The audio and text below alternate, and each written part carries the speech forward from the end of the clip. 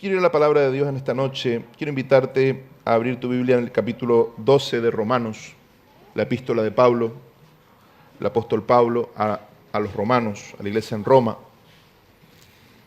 Una iglesia muy, muy especial.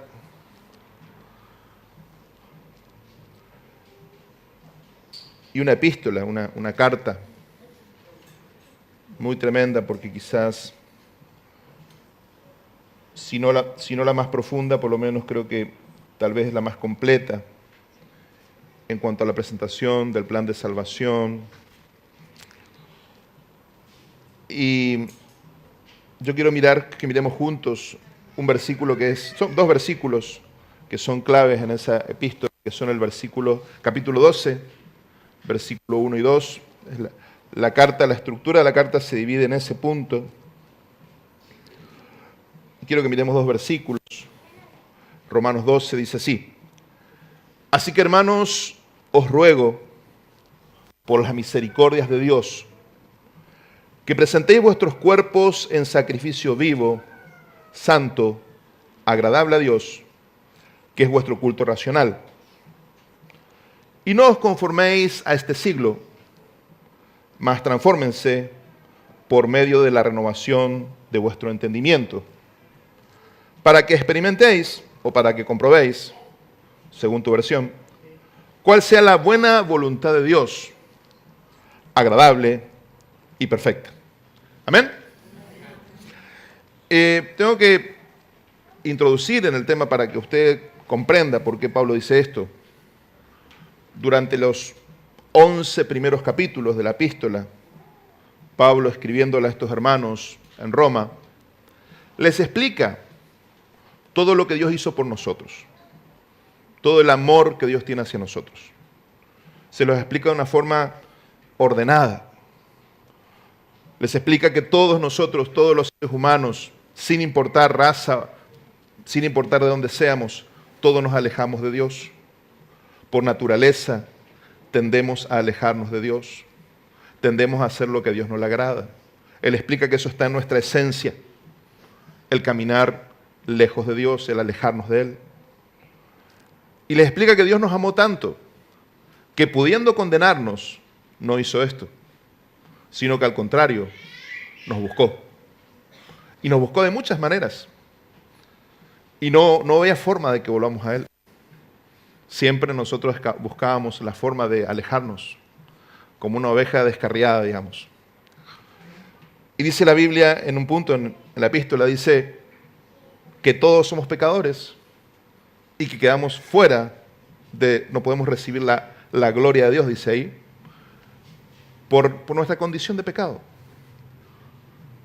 Pero Dios encontró la solución para esto enviando a su Hijo. Y ese es el Evangelio, básicamente, esas son las buenas noticias. Que Dios envió a Jesús a morir en tu lugar y en mi lugar, para que nosotros ya no sigamos así, para que nosotros ya no sigamos lejos de Él, ya no sigamos enemistados con Él. Y en Romanos capítulo 5 dice que ya ahora tenemos paz para con Dios, estamos reconciliados con Él por medio de nuestro Señor Jesucristo. ¿Amén?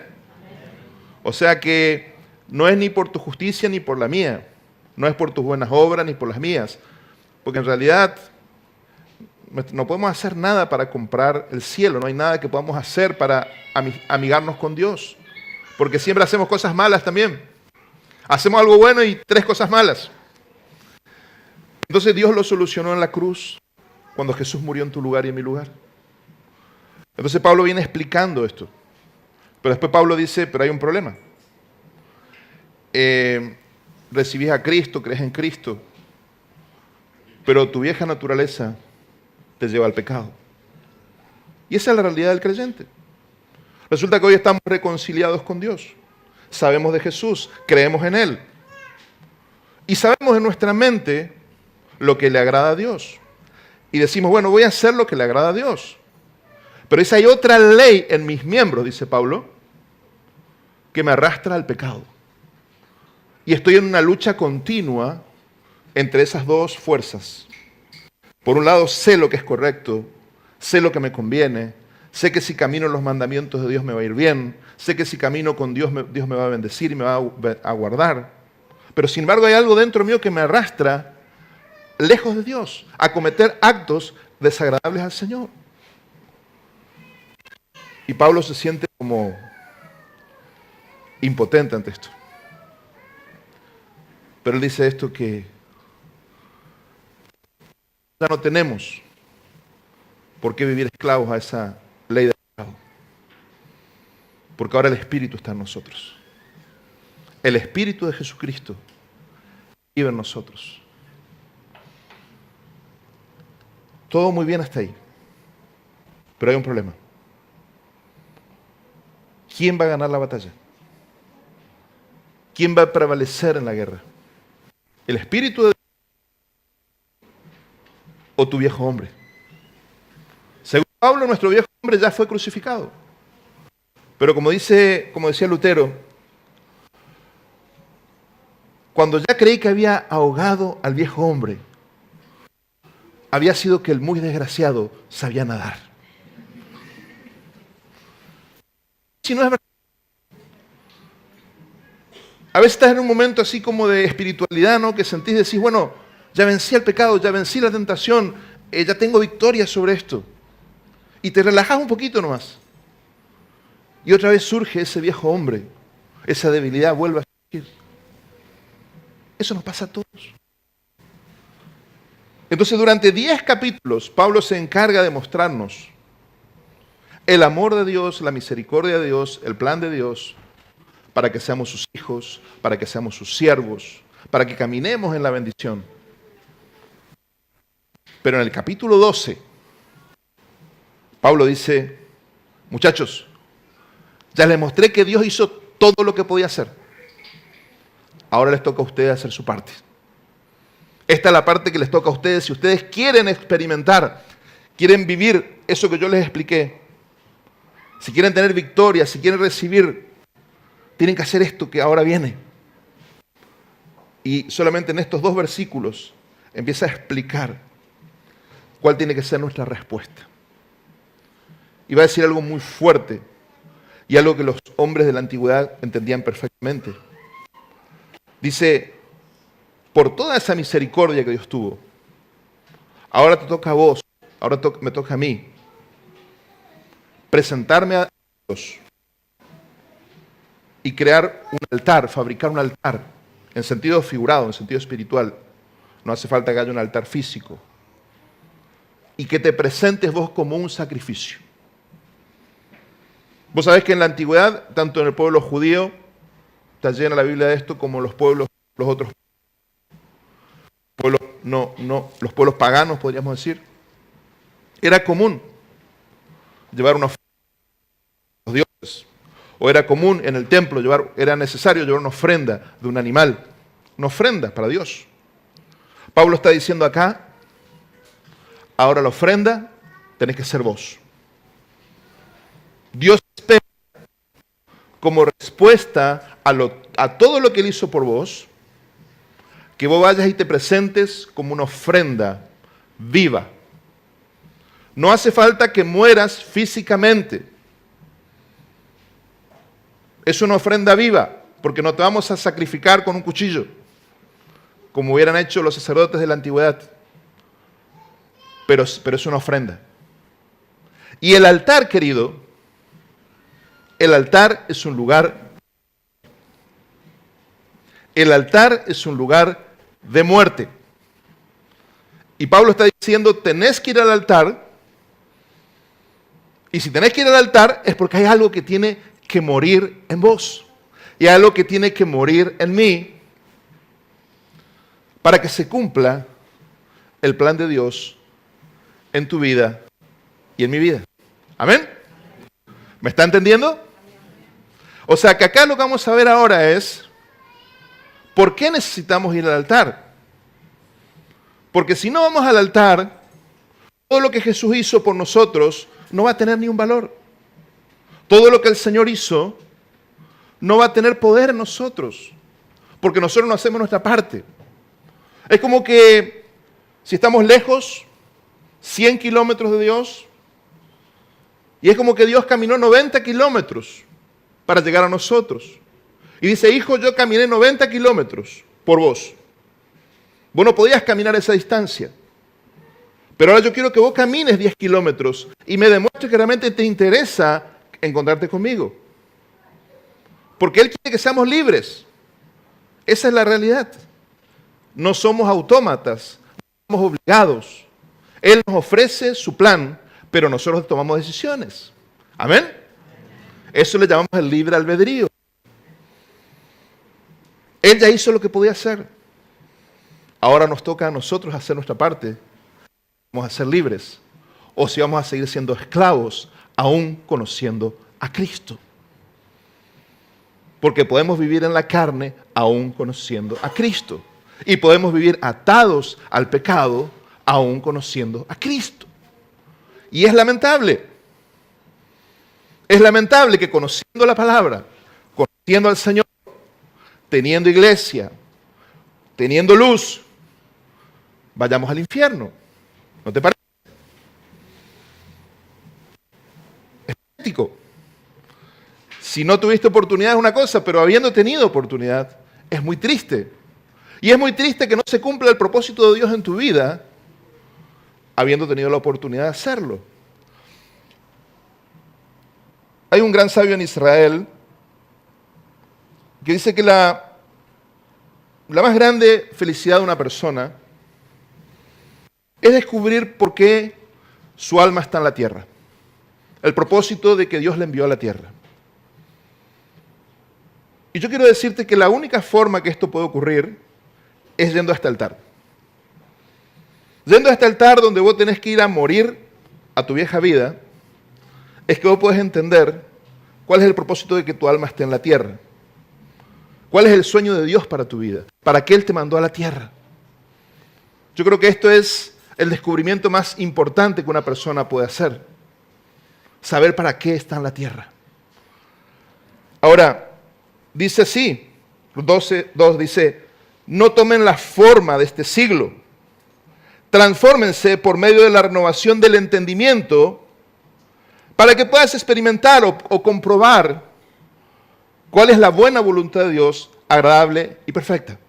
En otras palabras, si no vas al altar a sacrificar tu vida, a entregarte, no vas a poder conocer la transformación que viene por conocer la perfecta voluntad de Dios para tu vida. Y acá estamos hablando de algo muy personal y muy profundo. Porque el altar está ahí para todos. La oferta es para todos. Pero la decisión es personal. Lo que vas a hacer vos con Cristo y con esta luz que tenés ahora es tu decisión. Pablo dice, no dejes que este mundo te moldee. Eso es lo que dice. La palabra es eso. El original es eso. Pablo está hablando de un molde, de una forma. Dice que este mundo es como un molde y que quiere darte una forma. Es como cuando, no sé si vos solés hacer gelatina en tu casa. Viste que poner la gelatina, no importa lo que sea, pero la forma que tenga el molde, la gelatina va a tomar esa forma. Esa es la palabra que Pablo está usando. No la palabra gelatina, sino la palabra forma. Y Pablo lo que dice es, este mundo te quiere dar una forma. Y hay una lucha entre la forma que Dios quiere darte, que es la forma de Jesús. Somos llamados a tener la forma del Hijo. Y el mundo te quiere dar la forma de Adán, del viejo hombre. Entonces es tu decisión. Pero hay que ir al altar. Y el altar significa muerte. Entonces en la Biblia tenemos ejemplos de personas que fueron al altar y nosotros vemos lo que pasa cuando fueron al altar. Y yo quiero que miremos un caso en esta noche. Quiero que miremos el caso de alguien que fue al altar. ¿Y qué ocurrió después del altar? ¿Qué es lo que pasa cuando vas al altar? Y vas a entender algunas cosas que tal vez le preguntaste a tu vida en este tiempo. Por lo menos para mí fue bueno lo que pude encontrar en la palabra. En Génesis capítulo 22, la Biblia nos relata lo que conocemos como el sacrificio de Isaac. En realidad no hay ni un sacrificio, porque vos conocés la historia. Entonces en el judaísmo se le llama la atadura de Isaac, porque en realidad lo que pasó fue que Abraham tomó a su hijo y lo ató ahí, pero no lo llegó a sacrificar. Pero es una ilustración para mí muy buena de lo que Dios espera de nosotros. Porque es ir a un altar donde por un lado no morís, pero por otro lado sí morís. No morís físicamente. Pero si vas al altar, hay cosas que van a morir, sí o sí. Y fíjate vos en ese pasaje ahí en Génesis 22. Yo siempre explico cuando enseño estos libros, los libros de la Torá, los primeros libros, que no son solamente la historia, sino que está nuestra vida reflejada. ¿Sí? En estos testimonios, estos personajes, Abraham, Isaac, Jacob, está nuestra propia vida. Podemos fácilmente encontrar paralelos que sirven para nosotros. Isaac significa risa. Risa.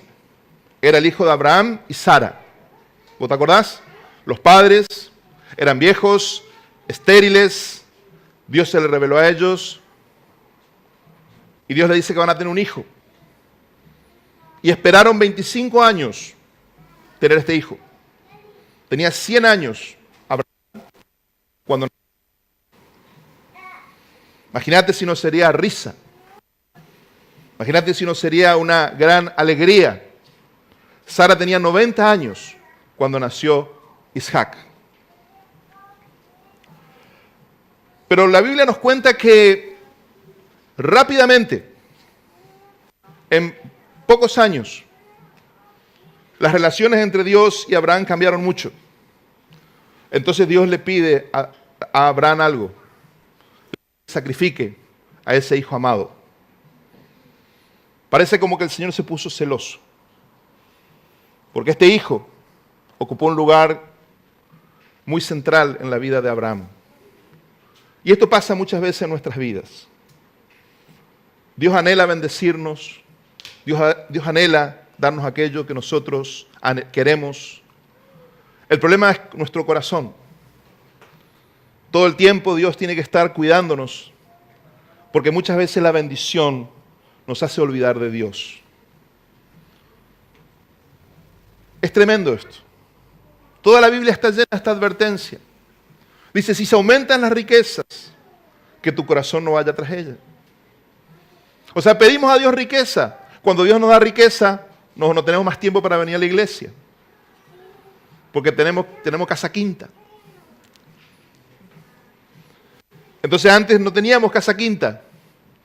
Y ahora ya no tenemos esas horas para venir a adorar a Dios. Esa es la historia de nuestra historia. Entonces, ¿qué es lo que hace Dios? Viene un altar. Viene un altar. Para ver qué haces vos. Y ahí se sufre pérdida. En el altar algo va a morir. Algo va a tener que morir. Para que uno aprenda. Para que uno crezca. Y bueno, acá viene y le pide el hijo. Porque el hijo ya ha ocupado un lugar que no debía haber ocupado. Entonces de golpe, Abraham otra vez estamos ahí. Y nos cuenta la Escritura en capítulo 22, solamente voy a mencionar algunos versículos, porque si no sería muy largo, que lo toma al hijo y prepara todo para el sacrificio y tienen que caminar 3 días. Imagínate caminar 3 días con tu hijo y tenés que matarlo. Y no le dice andá y matarlo ya en el patio, sino 3 días caminando sabiendo que vas a sacrificar a tu hijo. Hay todo un tema acá fuerte para que él tenga tiempo de pensar lo que por hacer. Y tiempo de arrepentirse también si no hacer. Pero Abraham camina y dice la Biblia ahí en varios versículos, fíjate nomás conmigo, en el versículo 6, 22:6, al final dice, y fueron ambos juntos. Está hablando de Abraham e Isaac, ¿sí? Fueron ambos juntos. Entonces, en el 22:7, Entonces habló Isaac a Abraham su padre y dijo, Padre mío. Y él respondió, heme aquí, hijo mío. Y él dijo, he aquí el fuego y la leña. Mas ¿dónde está el cordero para el holocausto? Papá, está todo muy lindo, tenemos el fuego, tenemos la leña, todo, pero ¿dónde está el cordero que vamos a matar? Imagínate que tu hijo te haga esa pregunta y vos tenés que ir a matarlo por tu fe, por tu creencia, porque Dios le había hablado. Entonces respondió Abraham en el 8, Dios se proveerá de cordero para el holocausto, hijo mío. E iban ambos juntos. Los que ya estudiaron acá la Biblia con nosotros saben que nosotros enseñamos bastante este pasaje. Y ya conocen la historia, ¿no? Que en definitiva lo llevó al lugar, lo ató y Dios le dice, no lo mates. Yo solamente quería ver si sos temeroso de mí. Yo solamente quería ver si seguís teniendo temor de mí. No lo mates, no necesito que él muera. Solamente quería probarte. Para nosotros es fácil hoy leer la historia, pero habrá sido algo... yo no quiero ni imaginarme lo que pasó en la cabeza de ese hombre esos días. Y en definitiva, en el versículo 13 dice que encontró un carnero. Se dice un carnero. Y vemos cómo por un lado se cumple a medias la palabra de Abraham. Porque Abraham profetizó que Dios iba a proveer un cordero.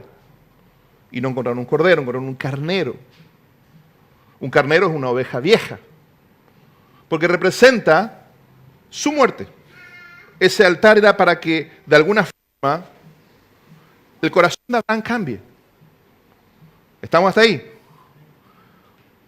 Pero fíjense lo que ocurre.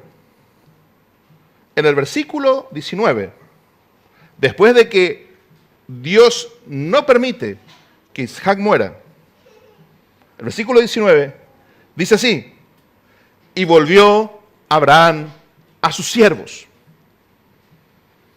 Y volvió Abraham a sus siervos. Y se levantaron y volvieron a Beersheba. El tema es que acá desaparece Isaac.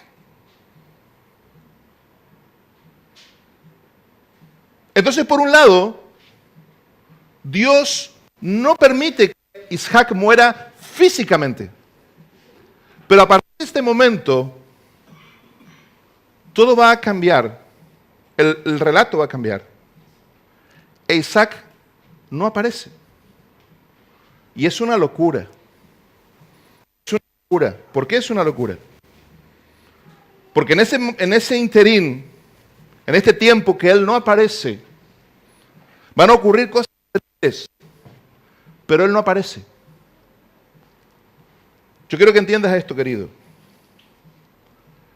Lo próximo que nos cuenta la Biblia, ahí en el capítulo siguiente, y esto es la primera vez que lo comparto acá, presta atención, lo otro ya sabías, pero en el capítulo siguiente, fíjate lo que dice, 23:1 dice, y fue la vida de Sara, la mamá, 127 años. Tantos fueron los años de la vida de Sara. Y murió Sara en Kiriat Arba, que es Hebrón, en la tierra de Canaán.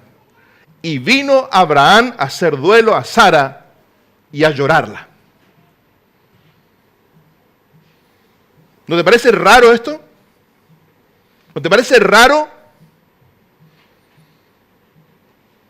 Sara toda su vida esperó a Isaac.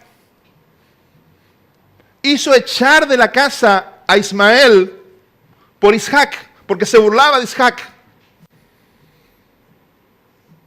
Tomó decisiones tremendas, se jugó por él. Y resulta que ahora la mamá del nene único, que fue llevado a un altar que posiblemente ella ni se enteró, yo creo que ella ni se enteró porque la Biblia no dice que Sara a Dios le haya hablado. Y algunos sabios de Israel dicen que ella murió a causa de esto, que ella murió por la idea de que su marido quiso matar a su hijo. No sabemos. Pero imagínate vos ser mamá de un hijo único a los 100 años y que tu esposo diga, mira, Dios me dijo que tengo que ir a matar al nene. Yo creo que acá esto es así, hermano, una locura. Pero resulta ser que Sara se muere y este chico, este joven, algunos dicen que era adolescente, otros dicen que era un joven. Hay discusiones con la edad de Isaac, no importa. Lo que sea, ya era consciente. Y su mamá se murió y él no fue ni al velorio. Acá no aparece él ni en el velorio, ni en el entierro, ni nada. Pero quiero que pienses esto. Su papá estuvo a punto de matarlo. Y ahora él se quedaba con ese papá, que estuvo a punto de matarlo por su creencia. Porque no hay ni un versículo que diga que Dios le habló a Isaac y le diga, mira, hijo, déjate que te mate tu papá. Para él era el padre que le agarró la locura y lo estaba por sacrificar como si fuera un animal, como era común en ese gente, matar niños, sacrificar. Y resulta ser que ahora su mamá, la que lo cuidaba, la que lo mimaba, se murió. Entonces, por un lado, yo te quiero decir, esto es lo que pasa cuando vas al altar.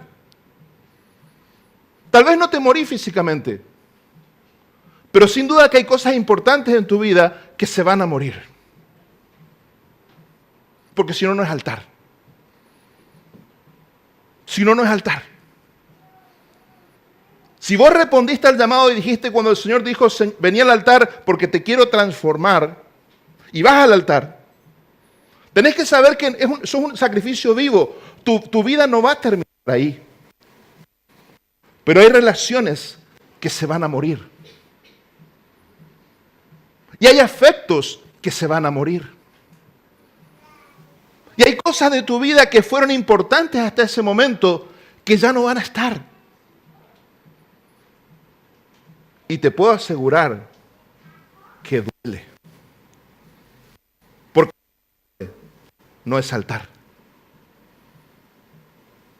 Entonces, vos y yo podemos estar lamentándonos porque alguien nos mató o nos quiso matar. Y encima dijo que nos quiso matar por su fe en Dios. La perspectiva del Señor es otra. La perspectiva es, hijo, te traje al altar porque quiero hacerte libre, porque quiero transformarte. Y una y otra vez, cuando venís al altar, hay gente que te va a dejar de lado, hay gente que te va a despreciar, y encima van a decir que lo hacen por el Señor. Y te van a matar por el Señor. Qué lindo, ¿no? Suena algo que pasó. Un altar representa un antes y un después. Y esto es importantísimo que lo entiendamos. Porque hay personas que son parte de tu pasado, pero que no van a ser parte de tu presente. Y hay personas que son parte de tu presente, que no van a ser parte de tu futuro. Porque va a haber un altar en el medio que va a separar los rumbos. Y esto fue lo que ocurrió aquí. De golpe la mamá mimadora, cuidadora, la mamá amorosa, celosa, se murió. Y quedó el papá que le dice te quiero, pero primero Dios. Y si tengo que matarte por Dios, te voy a matar.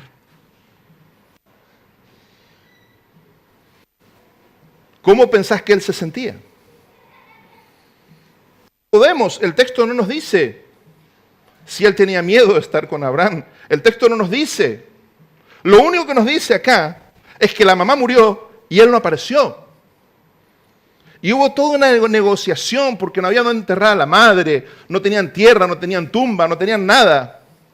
Y resulta que el viejo, que tenía más de 100 años, tenía como 130, 140 habrá tenido más o menos. Y tuvo que negociar todo esto. Y el hijo joven, el fuerte, ni apareció. Es raro, ¿no? Entonces, por un lado, ¿Isaac murió o no murió? Físicamente sabemos que no, porque después aparece. Pero hay toda una transición en su vida de cosas importantes que murieron ahí. La madre, la que lo trajo a la tierra, la que Dios usó para el milagro de traerlo, ya no estaba. Yo no quiero ni imaginarme el sentimiento de desamparo que Isaac habrá experimentado. Y él no tiene ni siquiera oportunidad de ir a despedirse, aparentemente, del cuerpo. Isaac no está. Pero lo que viene es peor aún. Fíjate un poquito ahí nomás. El capítulo 24 dice así: y era Abraham viejo y bien entrado en días, y Jehová lo había bendecido en todo. Qué lindo, ¿no? Dice que estaba en todo. Aleluya. ¿Quién dice amén? Eso me gusta. Bendecido en todo. Llegar a viejo y estar bendecido en todo. Y ser amigo de Dios. ¿Qué más querés? Aleluya. Estaba loco, pero no tanto, dijo. Y dijo Abraham a un criado suyo, el más viejo de su casa, que era el que gobernaba en todo lo que tenía: pon ahora tu mano debajo de mi muslo, y te juramentaré por el Señor, Dios de los cielos y Dios de la tierra, que no has de tomar mujer para mi hijo de las hijas de los cananeos, entre los cuales yo habito, sino que irás a mi tierra y a mi parentela, y tomarás mujer para mi hijo Isaac. Acá vemos lo que pasó después del altar. Algo murió y algo iban a hacer. Pero Isaac no tenía nada que ver en el asunto. El padre, el mismo padre que quiso matarlo por orden de Dios, ahora convencido, llama a su principal siervo y dice: anda a buscar la mujer para mi hijo. Andate a mis parientes, miles de kilómetros, 1500 más o menos. Hacelo, lleva todo lo que necesites, pero traerle la mujer que tiene que ser la mujer de mi hijo. ¿Y dónde está Isaac acá? No aparece. Todo el capítulo nos cuenta cómo este siervo va, lleva riquezas, le pide señales a Dios, vive milagros extraordinarios y viene con la chica. Regresa con la chica, sabiendo que Dios le dio la persona exacta, confirmado con señales, porque Él le puso señales a Dios para estar seguro de que ella es la persona, y trajo una chica extraordinaria. Pero ¿saben que la mamá de Isaac se llamaba Sarai? ¿Se acuerdan? Sarai tiene que ver con gobierno, con princesa, estar al gobierno, al control. Esa era la raíz de él. Pero la nueva mujer, la que va a estar ahora con él, la de su futuro, se llama Rivka. ¿Sabes lo que quiere decir? Que está sujeta. Que está sujeta. O sea, la primera mujer de su vida era la que lo gobernaba, era la que lo sujetaba. Y él se sujetaba a ella. Después del altar, Dios le entrega una mujer que está sujeta a él. Una mujer que está obediente a él. ¿Qué es lo que ocurrió? Es lo que produce el altar. El altar hace que aquello que antes parte de tu pasado te gobernaba, en el futuro está sujeto a vos. Todo aquello que era imposibilidad para vos se vuelve potencia para vos. Entonces, muere algo, pero nace algo nuevo. Pero vos estás en el altar. Lo hace el Señor. Porque cuando lo hacemos nosotros, ahí es que echamos todo a perder. Por eso necesitamos el altar. Porque el altar es donde decimos, yo no puedo más. Yo ya lo hice a mi forma, yo ya lo intenté a mi manera, ya quise servirte, quise hacer bien las cosas, yo ya hice todo, pero no funcionó. El altar es rendirte, el altar es declarar que fuiste vencido, que fracasaste. Hay una famosa película, muy antigua, en una escena muy famosa, un romano se convierte y dice, venciste, Galileo, venciste. Cuando vas al altar es eso lo que decís. Señor, me venciste. Señor, me ganaste. Reconozco que me ganaste. Peleé todos estos años contra vos y reconozco que me ganaste. Reconozco que mi vida se quebró, fracasó. Hay cosas que han muerto. Pero yo quiero decirte algo. Yo tengo una buena noticia en esta noche. En el reino de Dios, cuando perdemos, ganamos. En el reino de Dios, las ganancias son pérdida. Y las pérdidas son ganancias. Así como hoy te decía que es tan tremendo para Dios bendecirnos, ver cómo la bendición nos aleja de Él. Y le duele a Dios esto. Es tremendo también ver cuando Dios nos dejamos transformar por Él. Y Él puede bendecirnos. Y la bendición nos acerca más a Él. Porque nuestro corazón cambió. Fuimos transformados. Terminar ya acá pronto. Esto es muy profundo, pero yo no tengo tiempo ahora para desarrollar. Pero fíjense lo que ocurre. 3 minutos tengo. Fíjense. Dice que si ustedes miran el relato, yo le marqué los versículos para que ustedes vayan rápido ahí. En el versículo 24:12, fíjense lo que dice. Mi señor Abraham, dice al final. Mi señor Abraham. Está hablando el siervo, ¿sí? Mi señor Abraham. ¿Quién era el señor del siervo? ¿Quién era el señor del siervo? Abraham, ¿ok? Dice en el versículo, hay un poquito más adelante, hermano. El versículo 27. Dice, de mi amo Abraham. ¿Ok? Bendito sea Jehová, Dios de mi amo Abraham. ¿Quién era el amo del siervo? Abraham, ¿ok? El versículo 27 va a repetir. De mi amo. El amo de él era Abraham. Y el hijo del amo era Isaac. Todo el tiempo. En el versículo 36. Sara, mujer de mi amo, parió en su vejez un hijo a mi señor, quien le ha dado todo cuanto tiene. Otra vez repite, le está presentando al novio, a la novia, a los parientes para que le dejen ir a la chica. Y le cuenta, mi señor tiene un hijo y este hijo va a heredar todo. Como para entusiasmarle, ¿no? En el 37 dice, mi amo me hizo jurar. Ahí viste cuando dice que le puso la mano en la pierna, dice.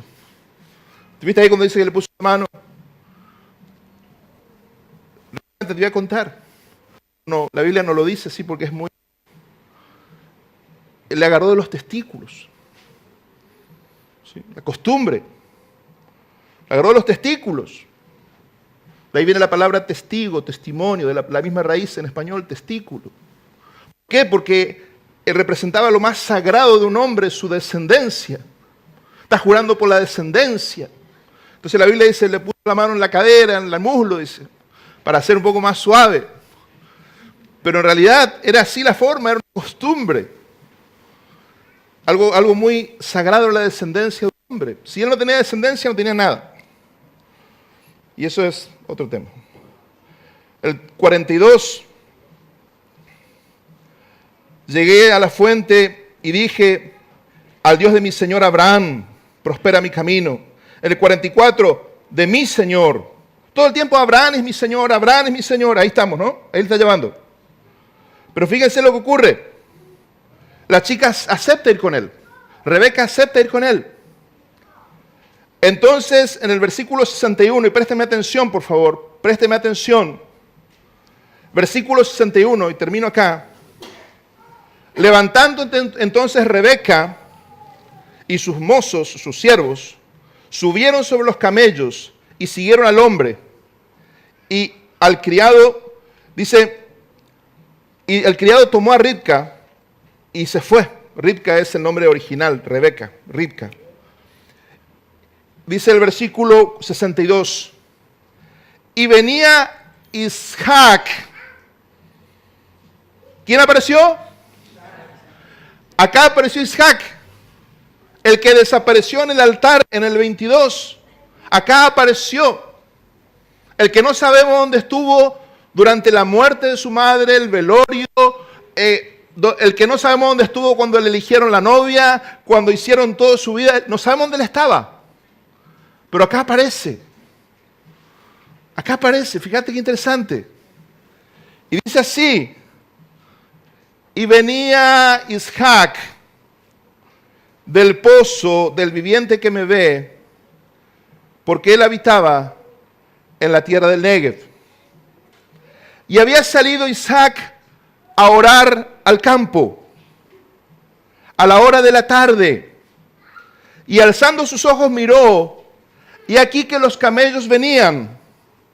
Y Ribca también alzó sus ojos, y vio a Isaac, y descendió del camello, porque había preguntado al criado, ¿quién es este varón que viene por el campo hacia nosotros? Y el siervo había respondido, este es mi señor.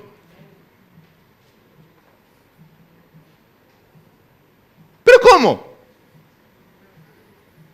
¿No era que era Abraham el Señor? ¿Qué pasó? ¿No era que el Señor era Abraham? ¿No existió todo el relato que Abraham era el Señor? ¿Y aclaró todo el tiempo que este era el Hijo? ¿Qué pasó?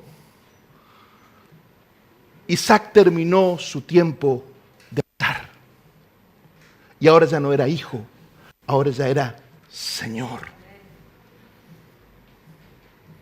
Isaac había vuelto. ¿De dónde? Del pozo del viviente que me ve. Pero en hebreo no dice eso. En hebreo lo que dice literalmente, viene del pozo del que me ve vivo. Viene del pozo del que me ve vivo. Porque cuando vos sentís que te estás muriendo, cuando vos fuiste al altar del Señor y dejaste que el Señor haga su obra en tu vida, y las cosas van a morir en tu vida, y te va a doler y vas a sufrir, y vas a sentir pérdidas y vas a sentir muerte, el Señor te ve vivo. El Señor te ve vivo, y te ve más vivo que nunca, porque es la vida del Hijo que se está formando, pero es una vida nueva. Es una vida transformada. Ya nunca más vas a ser el de antes, porque pasaste por el altar. Y el que antes te llamaba siervo o hijo, ahora te dice Señor. Y te reconoce, porque no es por vos, es por la transformación que el Señor hizo en tu vida. Amén. Cuando todos te dan por muerto y te entierran, nunca te olvides que para Dios vos sos una semilla. Nunca te olvides, cuando te enterraron, te olvidaron, Dios te hizo semilla, y donde te entierren vas a florecer. Amén.